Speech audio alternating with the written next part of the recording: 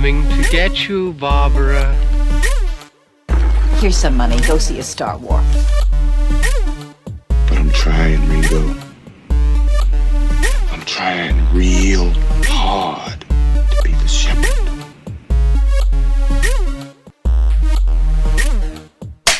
Welcome back to Long Walk Talks. My name is David Hensley. I'm the owner and creative director of Long Walk Productions, and I am joined today by my two co-hosts, Stan Wilson Lee. Hello. And Chris Wilson Barnes. You know, I feel like there's something off about that introduction, but I don't have enough to go on. No, this is Long Walk Talks. Right. If it was, this is a work, you'd be the fashion plate. Which is not my name, right? Yeah. No, not on this show. It's not. On this show, you're Chris Wilson Barnes. Oh, okay. We're related. That sounds right. So on I don't know what Stan's talking about, but that sounds right. So on tonight's episode of Long Walk Talks, we're going to be continuing our Quentin Tarantino discussion with the film Inglourious Basterds from 2009. So it has been requested. Let's start this off the way that we normally do. It's tradition. Mm-hmm. Yeah, we can't break tradition. Chris, what do you know about this movie? I know that you tricked me into watching it on Saturday. What? There was no such trickery. Trickery. It's not trickery. I believe when Katie said something to me about it, she was like, "You want to come over and watch a movie?" Yeah, and that's what we did. Watched and then a movie. I sat down, and it was Inglourious Basterds. How dare you, sir? Well, what happened was, while we were waiting for you to get over, I said, "What should we watch?" Because we had been watching a whole bunch of horror movies, and then we in fact have a roulette wheel set up to spin and pick a horror movie. And she said, "Well, when are you going to watch Inglourious Basterds for the podcast?" And I went, "Oh, that's a good point. Let's watch it with Chris." You made Chris do homework. How dare you? So, can I take that to assume that you hated it then? No, I liked it. Oh, good. All right. All that for a positive review. I know. What's that all about? It's almost like I was doing a thing. A bit. It was more than a Almost. bit. That was like 2 minutes. All right. So before we get into the discussion topics, I have to ask, Stan, did you get to see this in theaters when it came out? Did I? Yes, I did see it in theaters. Yes. Okay. Yes. Now, and Chris, I know you didn't because I you did just not. saw it for the first time, right? I did. Yeah. Okay. And I saw it twice when it was in the theaters, and one of them was opening night. So I have to ask, Stan, going into this film, did you have any idea about Tarantino's alternate history ending? No, I don't think so. You went in blind? I'm pretty sure I didn't know exactly what was going to happen. I'm pretty sure I probably heard something about that he does something with Hitler, but He does something with Hitler. but I don't think. If I did know, You didn't know the twist. Yeah, I didn't know the twist, and if I did know anything, it didn't ruin it for me or anything like that. So I'm thinking that I didn't really, because I was really into the ending when it came up. So. Yeah. I think this is a good time to point out, like we do with all of these movies, that at this point, Inglourious Basterds is 11 years old, so there are going to be spoilers aplenty for this film, including completely spoiling the ending. Now, Chris, having seen this for the first time over the weekend, I'm sure over the last 11 years you've known or you've heard about the alternate history ending of the film. Yes. Okay. I went in completely blind as well, seeing it opening night, having not heard any of the buzz. So you watch this film, and especially you go into the third act thinking, obviously Shoshana, her plan is doomed to fail, and the Bastards' plan is doomed to fail. And obviously Hitler has to survive until 1945. No, you can assume that, but watching this film, you'd be completely wrong, because actually both of their plans work completely. And Hitler gets shot in the face multiple times. Watching this for the first time is a serious what the fuck in the best way possible. Yes, because I guess it's the first of his. I guess it's the first of his movies that does the alternative ending twist, right? Yeah, definitely not the last. Alternate history. So that this is where we get first introduced to how the universe should be, the real universe or our universe should have happened. So, and I have no problem. I mean, I know there's a lot of issues taken with it, but again, he never went into it that this is a nonfiction film. I think at certain times he has referred to the film as a masturbation fantasy. Masturbation fantasy, exactly. And it's a very satisfying masturbation fantasy. Now, like I said, this is the first, but not the last time he delves into this. And we'll be talking about that more when we get to Once Upon a Time in Hollywood in December. But minor spoiler alert for that film if you haven't watched it already, listeners. Having seen Inglourious Basterds, I really should have expected the ending of Once Upon a Time in Hollywood, and yet I was still surprised by it. I wonder how many times Tarantino can get away with the alternate history ending before audiences are like, obviously Buzz Aldrin's not going to land on the moon in this one. But he's only got one left, so I guess it depends on what he chooses. He says. And it's his universe, so it's like he can end it any way he wants. Exactly. All right, so to actually kick off the discussion, let's start where the movie starts. Let's talk about that opening scene. And I got a question for the two of you. The opening on the Laperdite farm with Hans Landa, too long or just right? Stan, what do you think? I think it's one of the greatest short films ever made. Yeah, I mean, essentially. I don't have a problem with the length of it, and that's because I love the length and the time that Tarantino takes with one moment. So the idea that he created a whole segment of the film, that this is the first chapter, and it's just this, and it literally is one of the greatest short films I've ever seen. Chris, what did you think? Did this opening scene go on too long? I don't think it went on too long. I wouldn't say it was like perfect, but I think it was the right amount of length to establish everything you need about Hans Landa. Gotcha. About who he is and how he operates. I ask because I can see how some audience members would watch this first scene and think that it goes on for too long or that it drags. I don't. I think every single second, every frame of footage is used to maximize the tension, the dramatic irony, and just the feeling, not even tension, but the feeling of dread as soon as the reveal is made of the Jewish people hiding under the floorboards. So everything about that scene, Christoph Waltz as Hans Landa, I don't remember the gentleman's name that's playing Laperdite. I just looked it up, actually. It's the guy that looks like the professional Jean That's Reno. right. Yep. But it's actually where'd he go? Oh, shoot! Sorry. I'm sorry. It's okay. Denis Ménochet. Denis Ménochet. Gotcha. He's great. This whole scene is a masterclass in film acting. It is. Just the emotions. Even the people under the boards. Yeah. Well, just the emotion that you can read on Laperdite's face as the scene goes on and he gradually realizes that not only is he fucked, the people that he is sheltering are also fucked. And it's so powerful watching Hans Landa reel him in. That's what I'm saying. It's a great short film because it's just like... It's got a whole 3-act structure to it. And then in the build-up, and then Laperdite's, he's all... I'm not going to give it away. I'm going to tell you all the information you need to know. You're going to get out, and everybody's going to be safe. And just the degradation that he goes through until, he gives up the ghost, oh, man, it's beautiful. And the second that you see him start crying, you know that the jig is up. Chris, what were your thoughts about that opening scene? It does, like I said, it does an excellent job of establishing who exactly Hans Landa is and how it contradicts everything he says about himself later in the movie when he tries to make himself seem like a better person, because he demonstrates that he enjoys twisting the knife. Yes. He enjoys backing people into the corner, and making everything as painful as possible. And he was perfectly fine with letting Shoshana escape so he could continue the game. He was enjoying the game of cat and mouse and hunting people down.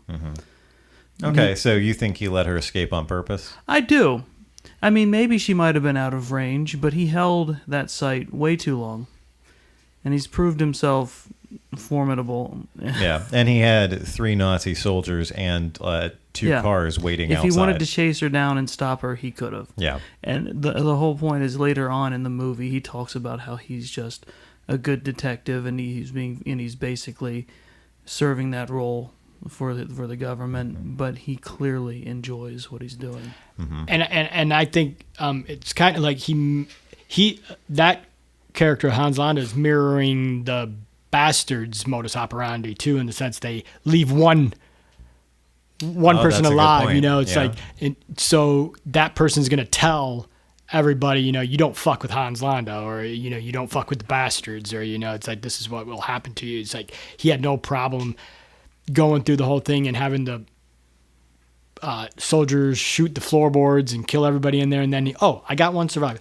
They'll go and tell you don't fuck with Hans Landa. Except in this case, this backfired on him Yes. horribly. Yes. Because whereas the Bastards' plans of marking the soldiers that they leave alive works in spreading fear throughout Germany, instead this leads to that one girl he let go, spending the next 4 years hiding out and then plotting and executing, literally executing a plan Yes. to kill the Nazi high command. Yes.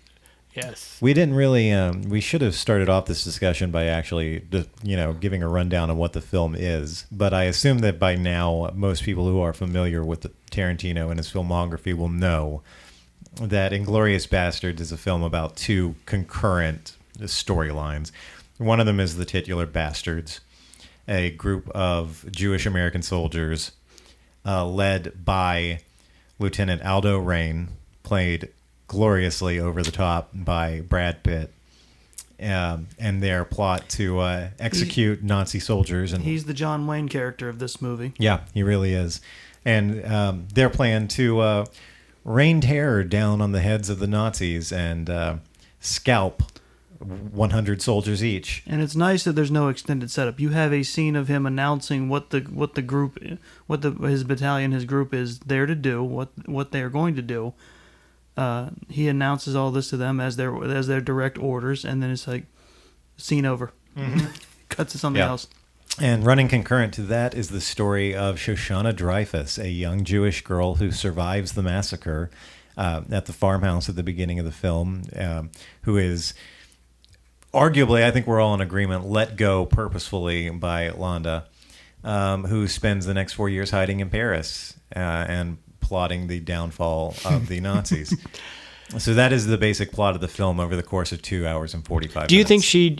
think she had been planning this 4 years? I keep saying that, but now that I'm thinking about it, I actually no. I think fortune just fell into her lap, and She as had soon a as she saw opportunity. Yeah. she seized an opportunity. She had her cover to hopefully either help a resistance or ride out the war and just survive, and then an opportunity for full-on revenge fell in her lap. Yeah. Another difference between her and Hans is because Hans did have a long game that he was playing, you know. Yes, and then in fact, that's going to segue perfectly into our next discussion topic, which is how far in advance did Landa know exactly what was going on?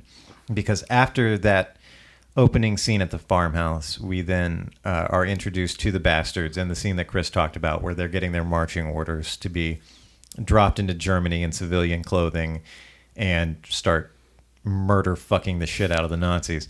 And from there we jump ahead 4 years. And Shoshana is approached by a young German soldier who is famous among the Nazi ranks, so much so that a film has been made about him, and the Nazi high command wants to have a showing of this film. And it's important to know he's the star of it. Yes, he stars as himself in this film, so he really wants to have the premiere in Shoshana's cinema that she owns and operates. And so the Nazis kind of forcefully take her to a lunch. to talk about the idea in front of her in German, which I think it's pretty heavily implied that she does not understand. And then They have to translate for her. Yeah. yeah. And then as she's sitting there, who should show up but the man who let her go, Hans Landa. He's now like the head of security. Yep. And one of the first things he does when the two of them are alone, when it's time to order their drinks, is he orders her a milk. And that was what he requested from La Petite, the farmer who sheltered her family in the beginning. So the obvious implication is he knows as soon as he sees her. Either that or he has an idea and he's testing her. Mm-hmm. But yeah, he's thinking it could be her. Yeah. And so as we see by the end of the film, he is perfectly willing to let Hitler and the rest of the Nazi high command die to get himself a good deal and to advance his standing. So the question is, how far in advance do you guys think he plotted this? Did he know from the minute that he ran into Shoshana that something was up, that they were plotting to have something at her theater, and obviously she was going to try something? Or was he flying by the seat of his pants? No, as we talk, I'm thinking that he's been kind of her troll for 4 years, that he knows about her theater. Because he knows about her lover and projectionist, he knows, and yes, he has all this information and stuff to gather, before he lets the Fuhrer, see a movie in her theater. But the thing is, I think he knew about the theater. I think he, and this, I just came up with this just really recently when we talked about it, when you talked about the milk this morning at work. And I was like, oh, wait, that means he's been kind of on her trail for a while. If he knows all this stuff already, and he kind of has a hint that this person is Emmanuel Mimieux is actually, and I'm going to order her a milk. And see, because what I'm thinking is that this allowed him the ability to finish his long game. He's had the thoughts of getting this deal, because I'm just wondering, is he tired of all his Jew hunting and stuff like that? Is he done with it? And he's like, and I think the war should be done. I want to go back to my family, even though he wouldn't be able to because he's going to the States. But thank you. But I'm thinking it may have been a long game in the sense of Shoshana as well. That, I got to make sure and clear this up. And we got to make sure, because he's got the whole plan of not allowing her projectionist to do the film because he's black. And so, and Hitler wouldn't like that, it's like, or no, actually Goebbels wouldn't like that. So it's like, you have to do the projection yourself, Emmanuel. And just the fact that she's, the fact that she understands, the French and the connection, it's like, I'm thinking there was a trolling going on for 4 years in some way, and that he ended up, maybe not for 4 years, the full 4 years, but he found out that this person that he let go somehow got a hold of a theater, and maybe he knew her aunt who gave her the theater, that she was one of the people that he was after. And so I think it's been a little while now, and like I said, this is a very recent realization. So yeah, gotcha. So a really long game then. Yeah, Chris, what are your thoughts? No, I don't think it really coalesced for him until until Private, I forget his name, but Zoller. Private Zoller pushed to have it done, because really that plan only starts setting in motion because Private Zoller starts hitting on Shoshana. Mm-hmm. Something he had no hand in. Zoller was just genuinely infatuated with her. Now I think he might have figured out who she was, but I think he was content to not say anything, because I think in a way he didn't really care unless it was the mission set in front of him. But he was probably keeping intel on her, so he could use it to his advantage. Right. And when it happened to shift to he might, I don't know if he had a concrete idea it was her, but he probably had a very strong idea. Kind of like when he was trying to suss out where the family was hiding in the house. I think in that same way he was trying to suss her out at the lunch. Yeah.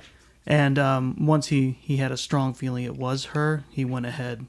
Then he started making with his plan, because it's like, well, the high command is going to be entirely within that small theater, and he's like, I'm pretty sure he was thinking there's bound to be some plot, and if he can just cut a deal for himself and use it to get away, because by this point, at the beginning of the movie, Nazis were firmly in power. He wasn't really too worried, but this is 4 years later, after the bastards have been terrorizing everything and the war is shifting, and D-Day has happened. So he knows he's on the losing side ultimately, so he's trying to find his way out. I personally don't think it goes back. His long game goes back quite as far. I think by the time we hit Act 3, he is playing speed chess. Yeah, I think you got a point there. And I think if he was plotting everything that his plan entails, it wasn't until he got to the bar after the shootout and found von Hammersmark's shoe and started putting the pieces together. I think for me, it's more or less that he was keeping helpful things in reserve, like aces up his sleeve. Because he knew, it's pretty obvious that he knew the second he saw von Hammersmark and the Three Bastards at Shoshana's cinema. Oh, absolutely. He knew what was up. He could have shut that down at any point. Especially with how many times he made Donnie re-recite his name. Yes, that is one of my favorite That is scenes. Absolutely just him just putting the screws. Marguerite. Marguerite. De Coco. Dominic De Coco. One more time. Dominic De Coco. Perfect. Brilliant. It was like brilliant. It's superb. God, I fucking love that scene. I still, to this day, whenever I'm passing by somebody, will go, "Excuse me." You were talking early. We were talking earlier about the length of that first moment in the French house, La Petite's house, and we're probably about to talk about. But I think that set up the length and time that was taken with the climactic moment in the cafe. And I think those all mirrored the stuff, and they mirrored each other, and they both kind of took the same amount of time to set up, it's like, so the idea that, and then this scene where he does see the Three Bastards with the actress chick and von Hammersmark. Bridget von Hammersmark. And started putting it all together. All that stuff is taken so much time with, and then the repeating the names, because they didn't have to do the repeating the name stuff, but they were just having so much fun, and it just built him up even more, that character of Hans Landa, and how like Chris said earlier, that he has this thing where he needs to needle and needs to be the cat teasing the mouse or teasing the rat, before he kills it. Well, he lets them know right off the bat that he is not buying their story, because von Hammersmark, for some reason, repeats the idea that Aldo gave her, that she broke her leg mountain climbing. He immediately laughs the loudest, obnoxious, grossest laugh, which leaves Donnie just staring at the wide-eyed, grinning, rictus grin on his face, like, what the fuck? It's Eli Roth's best acting. Oh, man, it's fantastic. He's staring at him wide-eyed with a smile plastered on his face, like, that's not normal. The aw shit look on all four of their faces once they all know that they are completely boned. It's just fantastic to watch all four of them and their different but the same overtone reaction. Like, there's Donnie visibly like, oh shit, what do we do now? Whereas you look at Aldo and he's just got this look on his face that just, it says a very plain and simple fuck. And I think that first chapter set up all that to come after that. Because he comes back and he just plays it off like, oh, I just thought it was funny that you would try mountain climbing. Exactly. The subtext being, you're full of shit. Well, And, just to say, just there's one very subtle, great acting move that who played Von Hammersmark? Christoph Waltz. No, Von Hammersmark. Oh, I'm sorry. no, Diane Keaton. Diane Kruger. Diane Kruger. She does this wonderful thing when he asks for introductions for her Italian cohorts. There's this small sigh she gives, where it's the sigh of, here we go. Yeah, once I do this, there's no backing down. It's like, let's see it. Let's see how this shit goes. It's like, Buongiorno. Buongiorno. I had meant before we started recording to look at exactly how many scenes are in this movie, and I ran out of time to do it because I feel like this and The Hateful Eight are the two films that could most easily be plays. Oh, absolutely. If I had to guess, I'd say there's, as far as actual scenes go, I'd say there couldn't be more than 12, Plus, maybe 15. Plus, on top of that, 5 chapters. The most in terms of action happening is the end. Yeah. Like Right. a lot of it, you look at how this movie progresses, it could easily be a play. Absolutely. I just think it's fascinating that Tarantino allows these scenes to go on for so long and how engaging he keeps them, even at the length that they're at.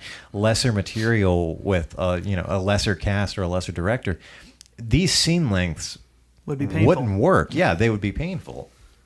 Like that opening scene is easily 20, 25 minutes. Yes. The bar scene in the basement of the tavern, that's a 10 or 15 minute scene right there. Mm-hmm.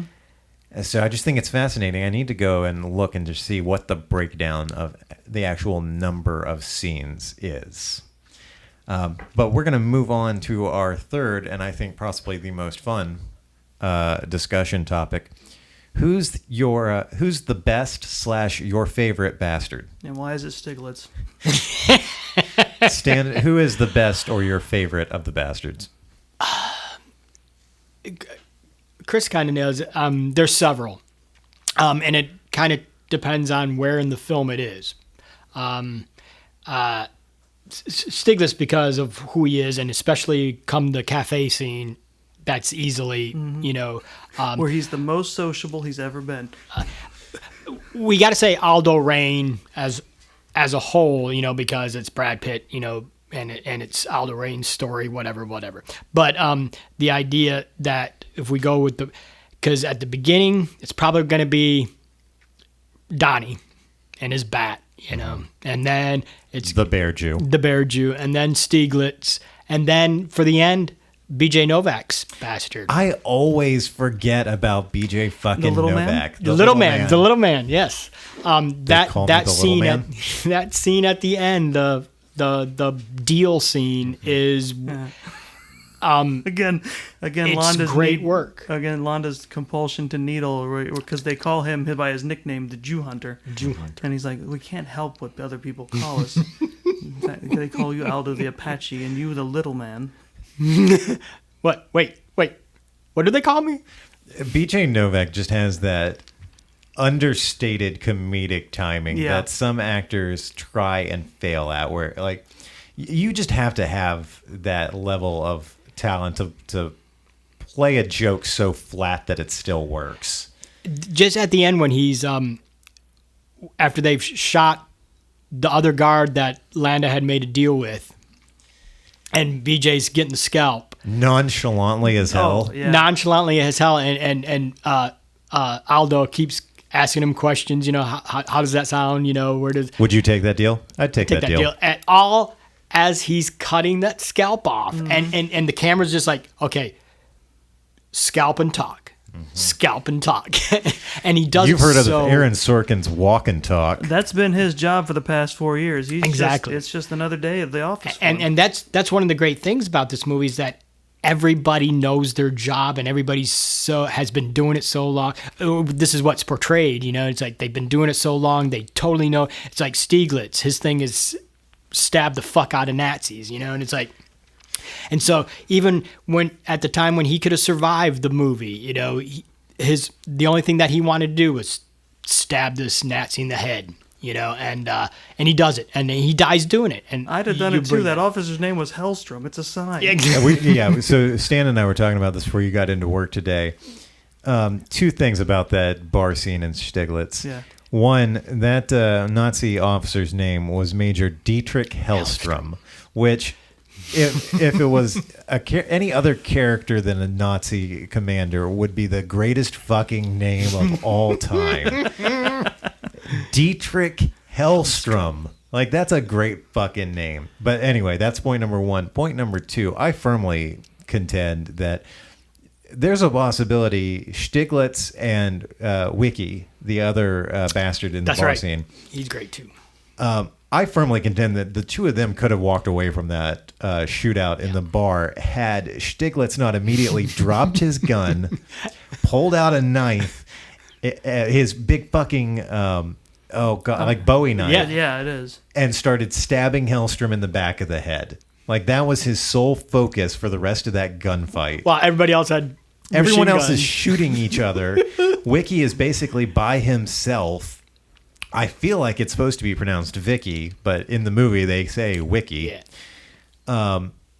If Stiglitz had just, let the murder fucking consumption go for just a little bit longer and actually participated in the shooting, I think they could have stood a chance. But no, But instead, like Chris said, he's had 4 years in this, Yeah. since they busted him out. It's like, or he might not have 4 years, but the fact that that's his only job with the bastards is to stab, Translate and stab. translate, Yeah. and stab Nazis. murder the shit out of Nazis.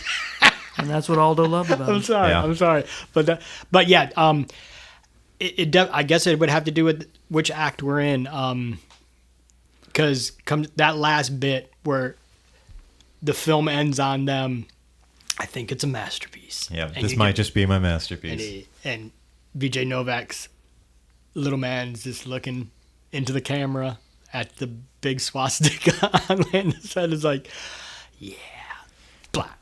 Chris, who is your favorite bastard? Well, it's Stiglitz is great, and I think it's great that Tarantino represented the idea that there were Germans who hated the Nazis Yes. too. I think he's an important part of that. That's great.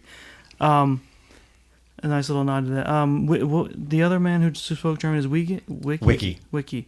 He's really underrated because you can see him. He's just doing a lot of work in the background. Mm-hmm. He's working very hard in the background. When he casually translates for the officer That's right. the Bear Jew Yeah. murders early on, Mm-hmm. when he's in the bar. Okay, that does remind me. Hellstrom has a good line when he's questioning the British officer's accent, which Yes. is what starts this whole showdown, because he doesn't recognize it, and he's like, I'm not talking to you. What was it, Lieutenant Command? It was Lieutenant Frankfurt. Lieutenant Frankfurt or Captain Munich. Yes. Yeah. But yeah, I liked him a lot. I really, for the glimpses that you get of each of them, there's something to like about them and what Yes. they do.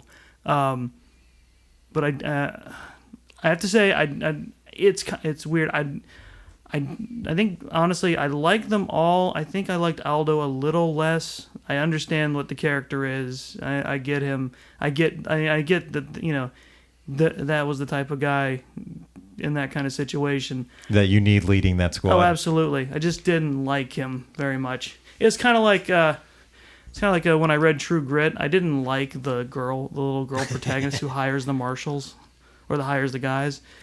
It's like just I get the attitude. I get why they're in the middle of Nazi-occupied France. I don't like him. That's fair. And truth be told, he's the one non-Jew Yeah. of the group. Yeah. So he doesn't have as much of a need for revenge, that he uses to get them to become bastards. It's like, you get to have your time. Wait, and this is something else we were talking about, because I cannot remember if this came straight from Tarantino or if it's fan theory, fanon, or what, but whenever we see close-ups of Aldo Rain, he's got the scar around He his neck. Survived a Yeah. throat slitting. either that or some people think a lynching Possibly, because he's part Native American. That's a good point. So I can't remember if this is fanon or if it's actually from Tarantino, but the idea of his backstory is that before he contended with the Nazis, he contended with the Klan. Right. And that would fit perfectly in line with his philosophy. I already, had my own personal war with white supremacists on the home front. Now I'm going to go to Germany to fight on their home front. Absolutely, yeah. And I didn't think for one second he was anything less than committed to ending those racist pricks. yeah.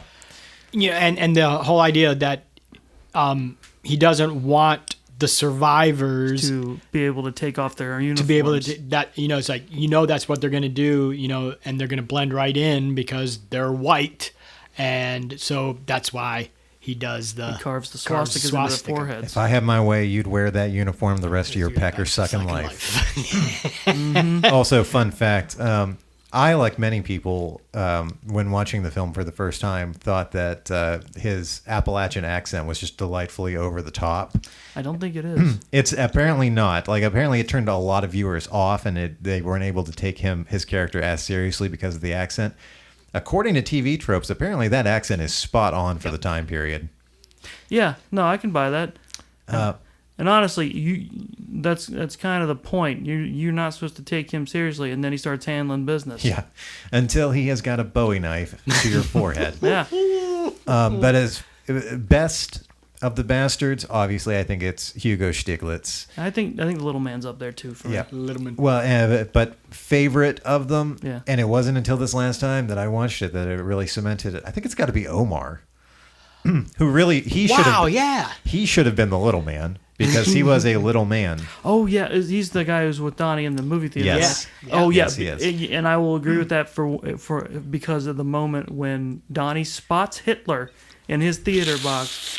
Yeah, and they're talking about the plans changed. They're just going to go straight for Hitler. You got 30 seconds. You have 30 Yes. seconds. Yeah, he says, "All right, after I kill this guy, you've got 30 seconds to get to that guy. Can you do it?" And he says, "I have to." Yes. I love it. And he Digs makes the it. glass out of the trash and goes, Oh my God, yeah. Oh no! I'm sorry. It was like when I kill this guy, you've got so long to make it like 30 feet. Yeah. Yeah. And he's like, and I have he to. damn sure does it. With their fucking amazing little wrist guns, which apparently were real like OSS prototypes. Yeah, World War II was a field day for experimental weapons and stuff like that. Like, there's any number of things Tarantino could have thrown in that movie that would be like, people would have gone, that's too fucking wacky. And it's like, no, that's real. Mm-hmm. Like, even just on like the Nazi side, it was just like, because a lot of the British, like MI6 and 5 and OSS over here, they got a lot of their prototypes and a lot of the blueprints from spying on Germany. You know, so it's like, I mean, that's where the missiles started coming from there, so but the early weird guns and futuristic knife attacks and stuff. Well, let's not forget about all the weird occult shit that Adolf Hitler was into. Exactly. But yeah, so best obviously is Hugo Stiglitz. Favorite, strangely enough, Donnie. Omar. Omar, yeah. Him and Donnie go out like fucking bosses. Yeah. Shooting Hitler in the face. This movie really has everything. It does. It's got Nazis being stabbed in the head. It's got Nazis being shot in the face. Burned. It's got Nazis being burned alive. And it's important to note, when he starts shooting Hitler in the face, he'd already killed Hitler. He's just shooting Hitler's face off. That is the moment where everybody who went into this movie cold went, what the fuck? Because Donnie and Omar kick open Hitler's theater box. Hitler stands up. Him and Goering stand up. Or I'm sorry, Goebbels stand up and get machine gunned down by Donnie and Omar. And then just a few short seconds later, we get two great close-ups. One of Hitler's face just getting riddled with the bullets, and one of Donnie's face as he just stares hatefully down at Hitler. Carefully reloads and keeps shooting. It's great because, you see him twice just standing there perfectly still, reloading, not a care in the world. As they shoot Nazis in the back who are trying to leave the theater. Because the theater's burning down and it's been locked up. And they're trying to escape and they're just taking their pick. And what I noticed this viewing, sometimes you get the yeah, but the idea that they don't do it gleefully. They don't have, smiles of, satisfaction on their face. It's like this is painful for them, but they're getting retribution, they're getting justice, and especially after the Shoshana movie part, Yes. behind them, playing behind them as they're killing everybody. And at that point, but they don't do it gleefully. She does though, because She does. Yes, she does. See, they don't have to, because that part of the film that's playing is just her laughing. Yes, her giant floating head laughing at them as they burn to death. The spirit get of shot in the Jewish back. revenge. Just Yeah. Yes. Basically. Fantastic. All right, so we're going to move on real quickly. And I will say, before we move on, I will say I want to commend the acting, especially for the people who played Hitler and Goebbels and the German High Command, because there's this tendency when you play, especially Hitler, you put him on screen, and I think it's been less and less of a thing recently, especially starting around with Tarantino, where you want to you just kind of want to show him eating puppies all the time. Right. He's Hitler. He's the ultimate evil. He's just being evil all the time, and it's not. He is portrayed as not a good man. He's fucking Hitler, but he's shown as like a human. And he's And that's generous important. to like Goebbels and to When he's interviewing the private who soldier. survived. Yeah. He's portrayed as human, and that's important to show when you're showing someone who is infinitely evil. He's also human. Or you just go the Taika Waititi route and don't do any research because, quote, fuck that guy. Well, also he was an imaginary amalgamation of what a child thought of Hitler. In that movie. Yeah, that's a good point. But yeah, and Goebbels really came off the worst because Yes. he was just a pig in every Yes. scene he was in. But Yes. Yeah, and in fact, if we haven't made it explicitly clear enough, I want to just come right out and say, and I'm sure the two of you, along with the rest of the Long Walk podcast family, will agree, fuck Nazis. Fuck yeah, Nazis. Yeah. Fuck white supremacists. I Fuck denounce white white supremacy. supremacy. Yes. See how easy those four words Yeah, are to say? totally, right? And well, you know what? We'll take it a step further. Fuck homophobia and Yeah. fuck transphobia as well. Yes. And if you're a proponent of any of those things, unsubscribe from my fucking podcast. True dat. So we're going to move on to... Buttons right there. Yeah. QT connections. So how this connects to the rest of the films in the Quentin Tarantino universe. That's his There's a weird drag name for you. Quentin Tarantino. Oh, Stan, you have got a new drag name. I know, right? Quentin Tarantino. All right. So the one most obvious one, and we talked about this way back when we did the True Romance episode with Two Dogs. Donnie Donowitz, Eli Roth's character in this film, is the father of Lee Donowitz, the producer in True Romance, which is why Lee Donowitz in True Romance has such a fascination with war films. That's right. The working title for the film at one point was Once Upon a Time in Nazi-Occupied France, which instead became the title of Chapter 1 of the yep. film. And one of the most popular theories, especially when you take into consideration Tarantino's quote-unquote real-world films and his quote-unquote realer-than-real-world films, it was Hitler's assassination in a movie theater that fueled American obsession with cinema and violence. I don't know. It's an interesting fan theory. It is, but I don't know. Yeah. And then this is straight from Quentin Tarantino himself, because Stan and I were talking about the possibility of Aldo Raine and Cliff Booth, Brad Pitt's character from Once Upon a Time in Hollywood, possibly being related.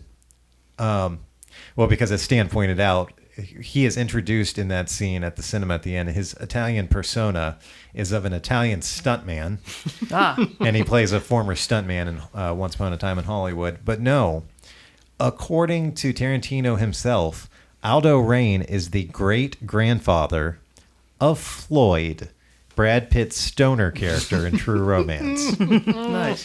What an embarrassment to that generation. His great-grandfather was Aldo fucking Raine, and now he just smokes pot on his roommate's couch in L.A. Did you guys notice anything else? Did you pick up on anything? Strangely enough, I don't think I noticed a single Red Apple cigarette in this film.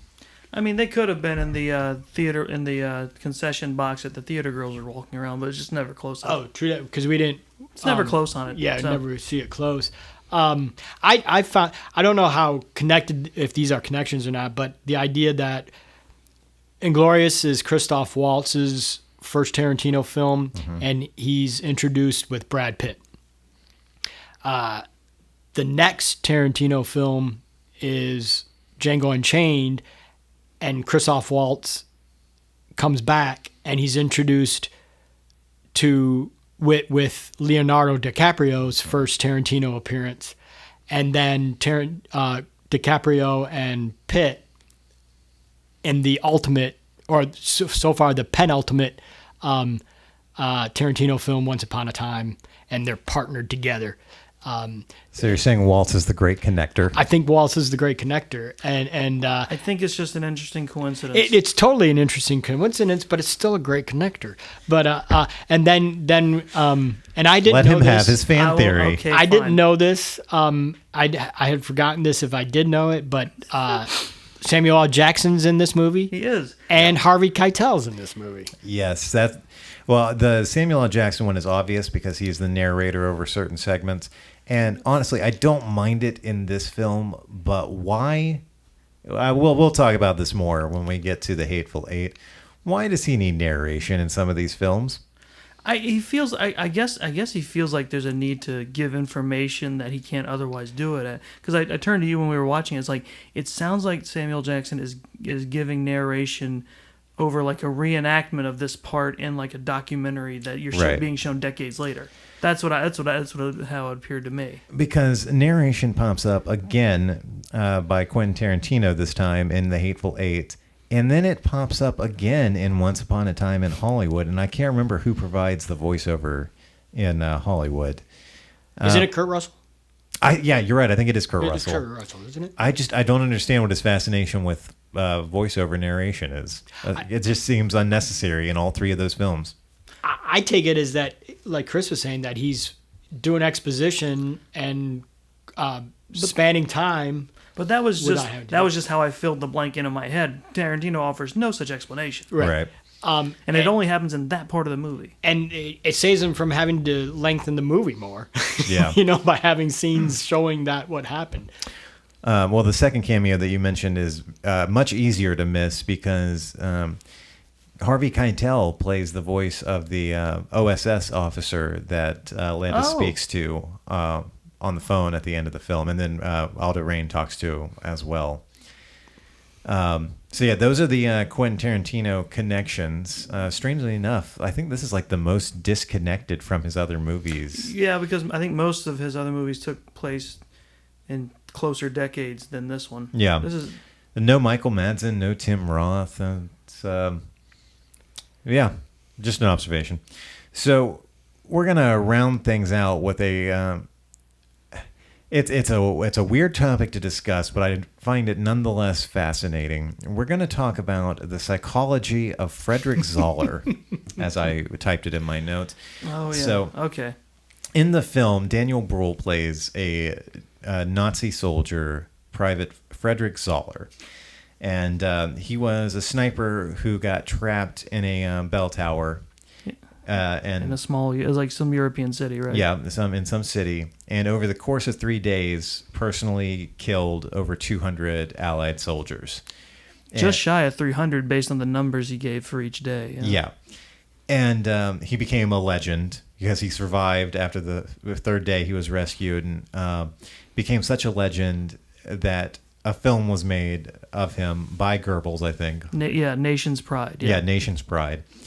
And that's really what kicks off Shoshana's plot of the film. When he meets her outside of her cinema, he talks to her, he flirts with her, she rebuffs him. He later finds her again in a little cafe. I said this during the movie. I was thinking it, and then one of you said it out loud. It cuts to a shot of Shoshana sitting in the cafe, reading a book, smoking a cigarette, and drinking a glass of wine.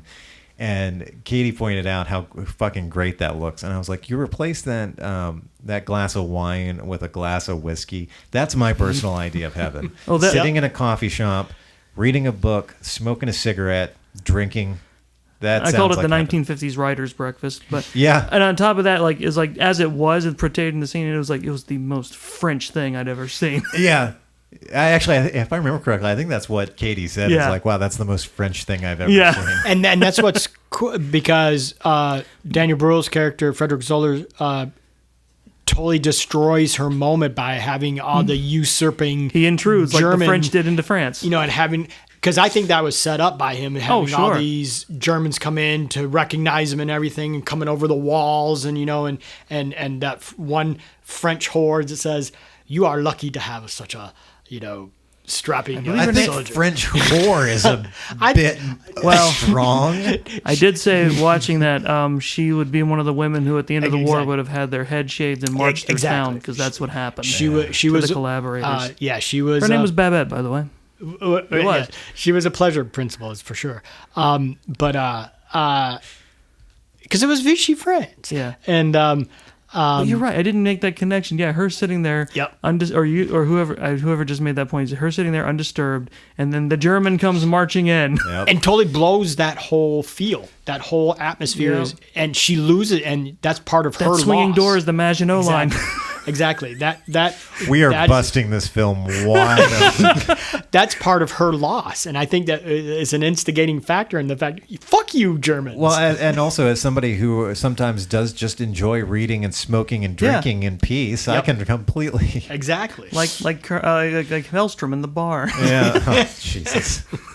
A slightly different circumstance. Yeah, I root for Hellstrom reading and smoking his pipe and listening I to his firmly record. believe he was just back there to just gather intel as he was sitting there. It does seem think like so. that, yeah. Or he was just waiting for something to happen. Yeah, so it's- he could, because she was a double agent, so who, Shoshana? no, not Shoshana. Hammersmark, yeah. Hammersmark. So He didn't know though. She there was the worst fucking double agent of all time, That though. Let's be fell right honest. the fuck apart. Yeah. But back to Zoller. But back to Zoller. So in his first two scenes with Shoshana, Tarantino does a decent job in this movie of making you remember that these were soldiers. Yeah. And that There's still people because they're still people. Like following orders. I know that's what I'm trying to avoid here. He does a good job of humanizing inhuman characters. Right. And yeah, because he as in their first meeting and somewhat still in their second meeting, it's like he's still trying, whether purposely or not, he's just coming across as the aw shucks boy next door. He is, yeah, and he remains that way all the way up until the third act of the film when it's Yeah. time for the premiere at the cinema, and you see these shots of him watching himself on screen because again he plays himself in this movie. And you see him grimacing and hiding his face, and he looks so uncomfortable watching himself in this movie that he gets up and leaves and goes and he finds Shoshana in the projection booth.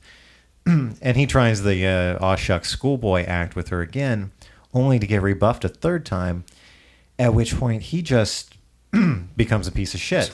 He pushes his way in, he starts yelling at her. I'm Starts, not a man you say no to. yeah, he starts pushing himself on her. And it's at that moment that you are reminded, oh, right, yeah, this guy's a fucking Nazi. So my question, or the point of the discussion is, in my opinion, Zoller might be one of Tarantino's most well-written characters. I agree. From this is going to be weird to say, but from a psychological character standpoint, so many of Tarantino's characters are so easy to read. But you look at Zoller, and there's some psychology there. Was he like this from the beginning? Was he putting on an act whenever he talked to Shoshana? Whenever he was hitting on her and trying to woo her? Was he always that aggressive piece of shit? Or did all of the fame and the people doting on him and telling him how great he is, did all of that go to his head?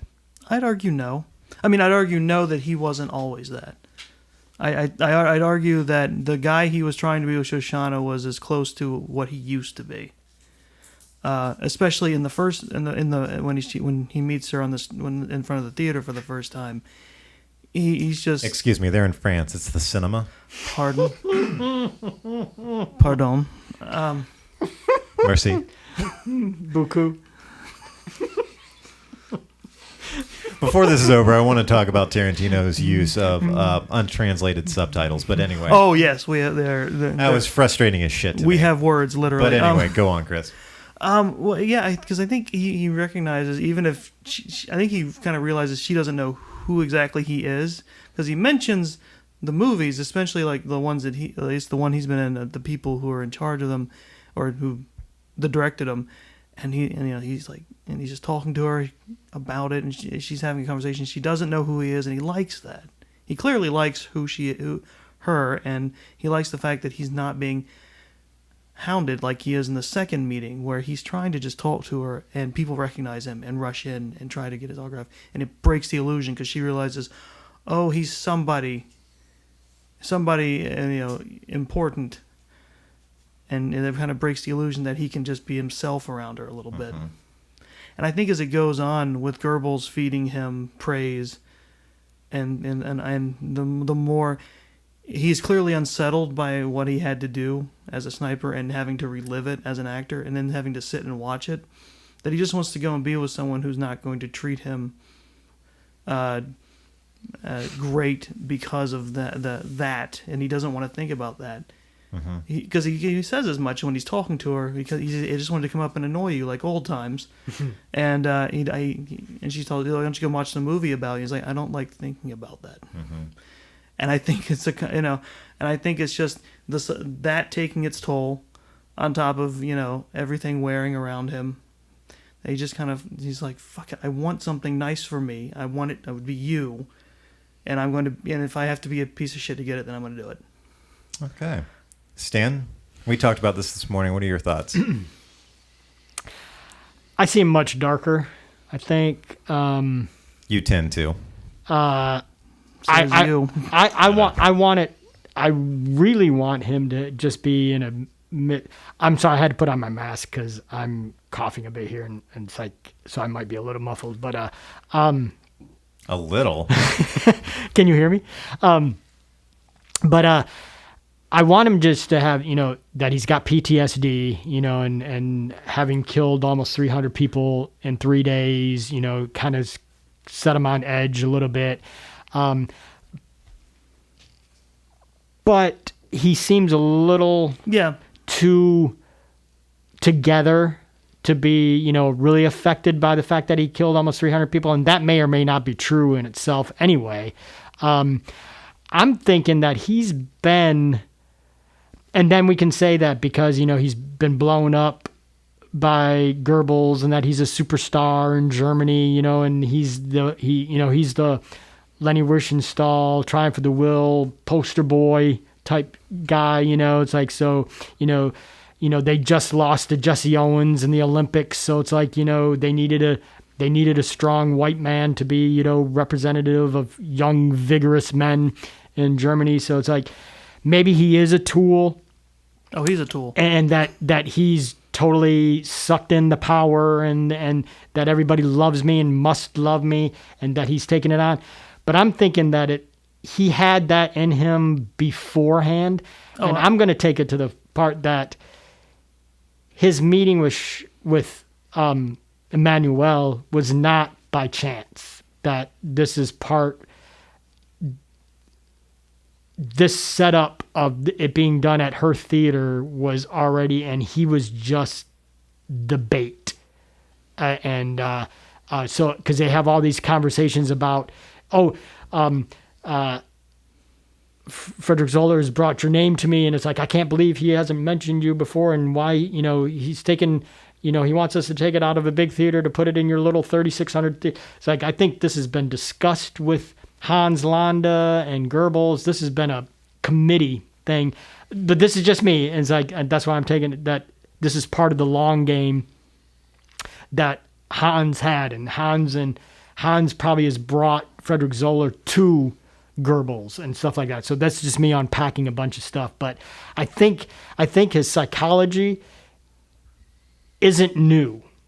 I think his psychopathology is evident. It's evident in his first meeting with Emmanuel, because because he's got all the right things to say. He's like he's talking about he sees G.W. Pabst so he's like he's gonna automatically take that and use it as a ploy to get to her. So it's like he's got everything that he needs to lure her and to groom her. And so I think his psychopathology is not necessarily new. I want it to be.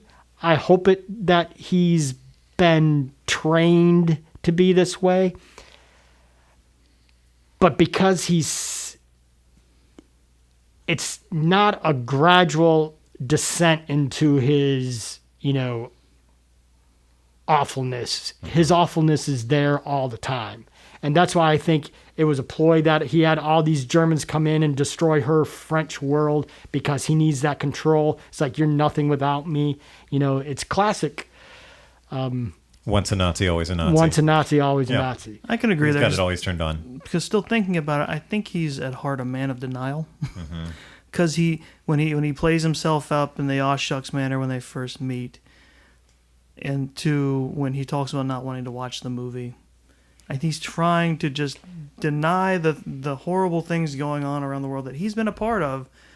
He just wants to find his own little slice of that. He wants to score, and he fails.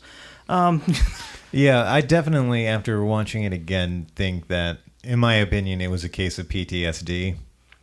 And in fact, while trying to find the quote, because he says something to Shoshana in the cafe when she asks him how many people he killed, he says, I think the first one is 57. The first day, the second day. But yeah, he says 57, and she looks at him, and then he goes, on the first day, and 100 and something the second day. I think it was 200. I think it was over 200. Well, trying to find that quote, yeah. I found this interesting observation. Yes.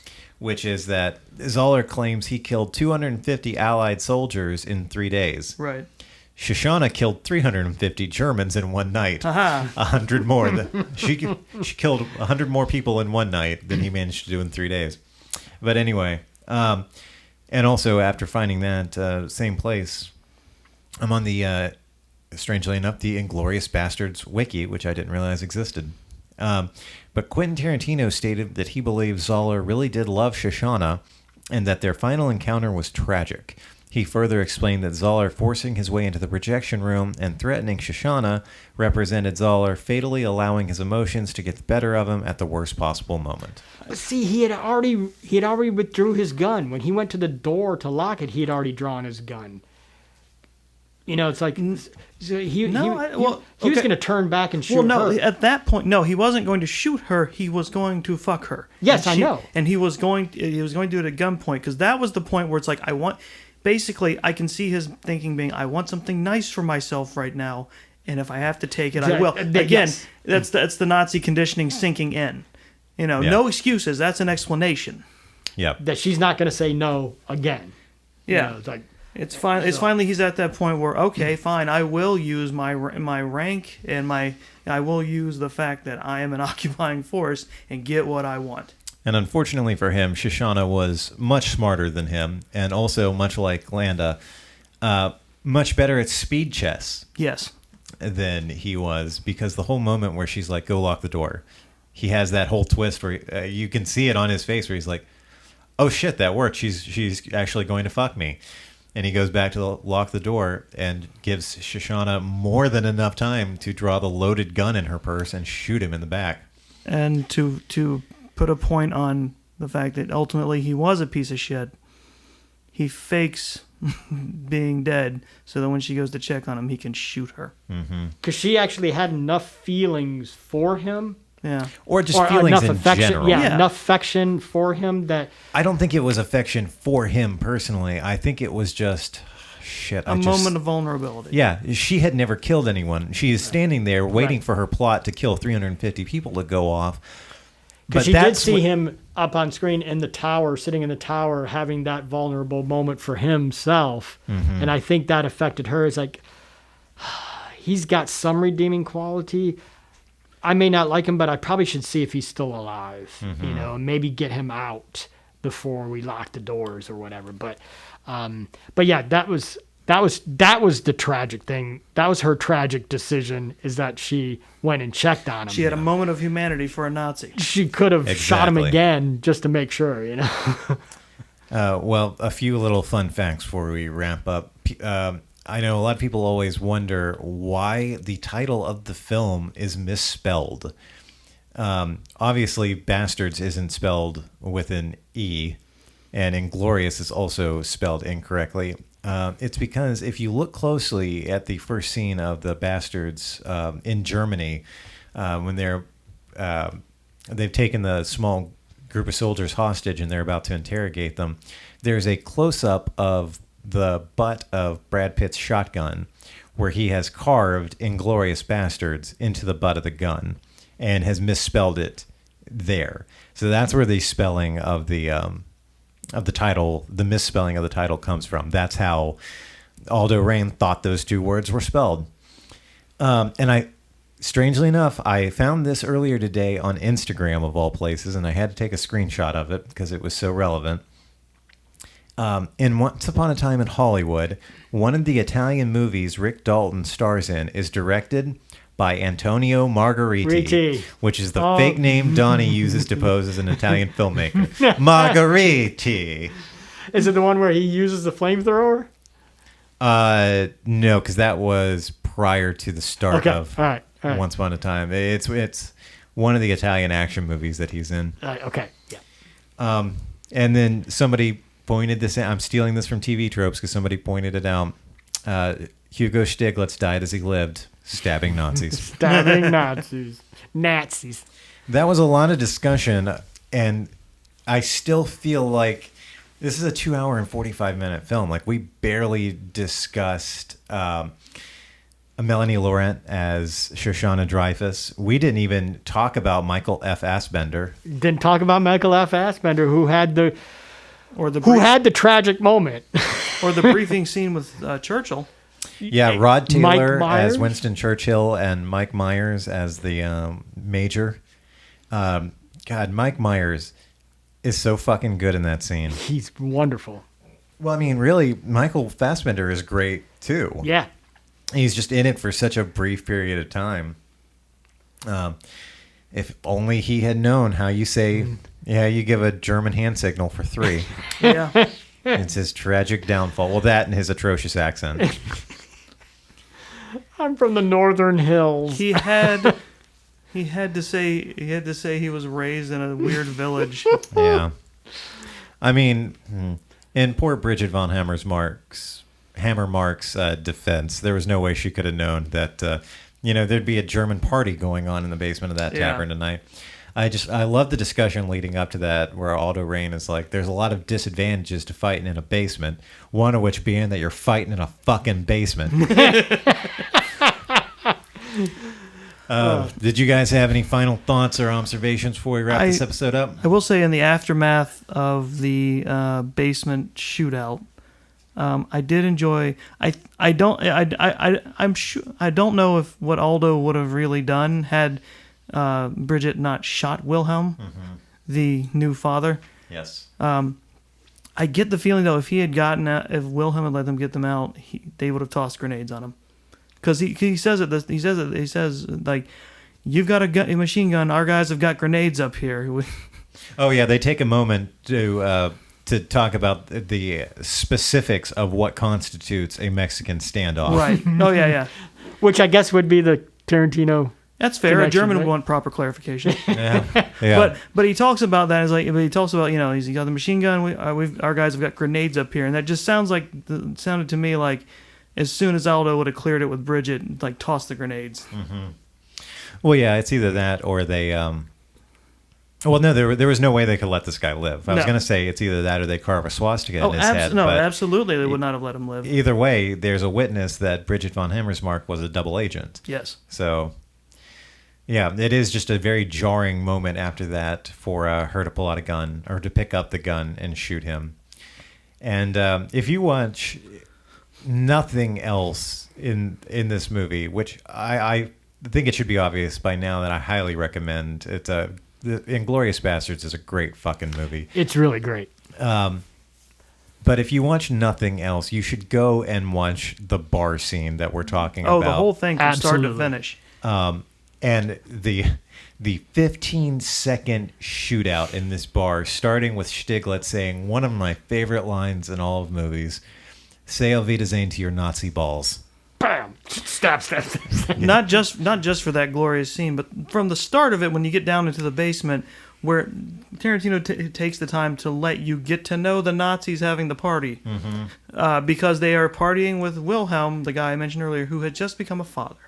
And who is fucking hammered. Yes, they're all hammered. It's one of the funniest scenes in the movie, It really too. is. And that the game they're playing and everything. Yeah. What is that called? Heads Up? What? It's something like that. I've seen it played other ways too. I've seen an actual like put together game of it where it's something like Heads Up, where you put the card on your head, you have a character that you are, and you have to guess via like 20 questions. Oh, I guess it's just called 20 Questions. It's kind of like that, except with you have a specific card. Yeah. I gotcha. And what's his the greatest name in the world? His Major Dietrich Hellstrom. Major Dietrich, his logic to get to King Kong.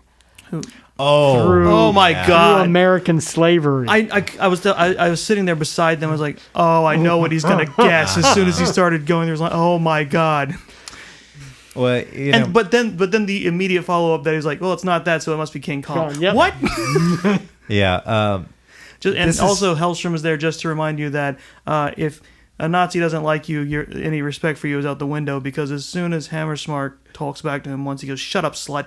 Yes. This is simultaneously, bear with me for this statement, all right? This is simultaneously one of Tarantino's least, but also most racist films. And it's because it's not individual characters using racist words or diatribes. It's because we're dealing with actual fucking an army of racists. An ideology that is inherently racist. Yeah.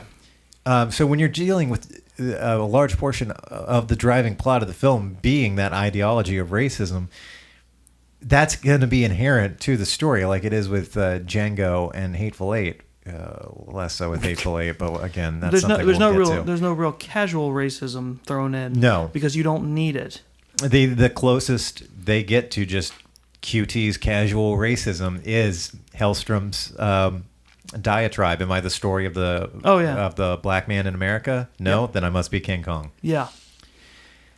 And again, just setting up the final climax that it's okay to kill these motherfuckers. Fuck Nazis. And because their whole reason for existing is to push that philosophy. Mm-hmm. And that's a horrible philosophy. Yeah. And it's not Nietzsche's philosophy, just to make that clear. If those of you that think Nietzsche's a Nazi, he's not. So them usurping Nietzsche is wrong. He's throwing that in there because they drew heavily on Nietzsche's teachings and ideas. Superman, the Ubermensch. Ubermensch, yep. So it's like fuck Nazis, and the fact that he does that, Tarantino went and wrote that thing out, and it's like, I guess Tom Twyker has stuff to do with Inglourious Basterds because he's in the credits. I'm wondering if he was part of the whole directing the German stuff, and being there for the German stuff, but I was reading the IMDb trivia a little bit, and was it Till Schweiger? Till Schweiger. We were just talking. The only reason he took the role of Stiglitz was he would not wear a Nazi uniform on screen unless he was killing Nazis. Unless he was killing Nazis. I read that too. Yep. And so just the idea that Tarantino built all this Nazi ideology up just to be able to justify the sweet Jewish revenge. You're fucked. Yeah, and in fact, I'm going to amend my earlier statement about if you just watch one scene in this movie. No, don't just watch that. Go back and watch the entire thing. Yeah. Because you will get to quite possibly the most satisfying conclusion to a villain's arc, which is watching Hans Landa get a swastika carved into his forehead in glorious detail. This is what I said. And he's screaming. Yes, and he's screaming. The one time in the movie that Hans Landa is totally the one screaming. And suffering, yeah. And suffering. Yeah. See, this was one of the first Blu-rays I ever owned, and I watched it with my mother. Again, it's a weird film to watch with your mother, but whatever.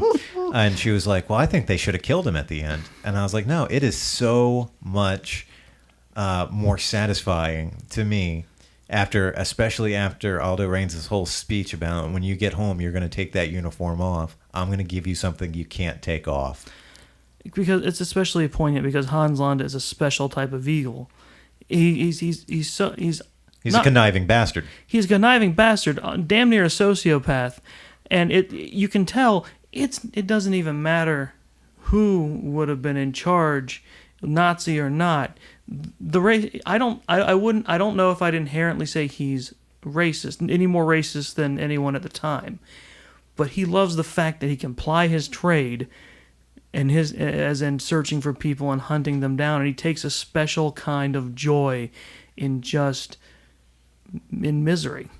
And there's no greater indicator of how much of a fucking hypocrite he is than in Act 3 when he strangles von Hammersmark to death for being a traitor to Germany, and then less than 10 minutes later sells out the Nazi party to get himself a military pension. A hero's deal. A hero's deal. A military pension, a house in Nantucket. His military record expunged. The Congressional Medal of Honor. Wait. A Congressional Medal of Honor for all members of the Inglourious Basterds. I love how he glances over there. It's like, see, I thought of you guys too. Yeah. See, I'm not all Nazi. Yeah, and the fact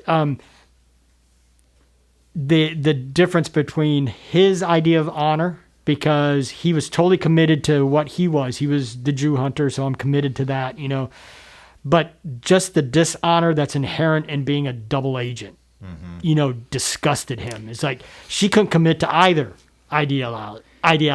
She was a traitor to both. It's like, so that disgusted him. So it's like, at least I commit to what I'm doing, and if I change a side, I literally change a side. Well, he's an opportunist. He's just because you can tell he's not a true believer. He's just using this to his advantage. And he got stationed in Vichy, France, and that's not what he wanted to be at. Or he got stationed in that little hamlet where he meets the Shoshana. Another fun moment that happens in the very beginning of the movie is Hitler's open fear of the bear Jew. Yes. To the point where he commands that you are not to refer to him as the bear Jew anymore. Right, because they think that he is a golem. Yes. Summoned by Jewish sorcerers. And that's touching on the idea that Hitler was kind of into the occult somewhat. All right. Well, that is our discussion of Inglourious Basterds. And again, we could go on discussing it even further. But coming up this weekend, hopefully, we will have time to sit down, me and Chris, with David Two Dogs Hayes to discuss Hell in a Cell, the WWE's most recent pay-per-view. And that was this past Sunday night. And what a rip-roaring time that was. And then next month, we're going to have another off-topic episode of Long Walk Talks before we move into our double feature discussion of Django Unchained and The Hateful Eight. And we'll also have a little mini-sode of Long Walk Teeny Talks in there at some point as well. So, Stan, I don't know why I always start with you because you're social media distancing. You hate people, and you don't want anyone to reach out to you. But I did join Hunter Killer, so I'm part of that zeitgeist. I'm getting my Hunter Killer Blair Witch on Halloween. Very nice. Chris, if people wanted to reach out to you, how could they do that? They can yell at me at Twitch at Chris the OK. Twitch or Twitter? Oh, Twitter. I'm sorry. I don't know. I don't stream. I was like, damn, when did you start a Twitch channel? No, I mean, I have a Twitch account, but I don't use it, so yeah, I don't know. I was just distracted. Sorry. No, it's okay. Twitter. Right. Yell at me on Twitter. It'll solve so many problems. And if you want to follow me on social media, the best place to do that is on Instagram at DB Hensley. I'm really not as active on there as I used to be. Post more dogs. Yeah, I used to post pictures of dogs and alcohol pretty frequently. This year has just... It's hard to post a picture of a pretty sunrise or a sunset. I feel like you get a mulligan for this year. Yeah. It's just hard to want to post something like that considering everything that has happened this year. But if you want to keep up with Long Walk Productions, you can do that by visiting our website, longwalk.us, or liking us on Facebook, facebook.com/longwalkprod. Long Walk Pro. Let me look at my business card here 1 second. My mind, it's Long Walk Pro. My mind just went completely blank. I'm sorry, listeners. Facebook.com/longwalkpro. If you want to keep up with the podcasts on this channel, you can find us on Facebook and like us, Long Walk Podcast. That will get you information about this show. This is a takeover hosted by Shelby Ray Patterson and Gina Belmont, and also our newest edition, the Minisodes Long Walk Teeny Talks.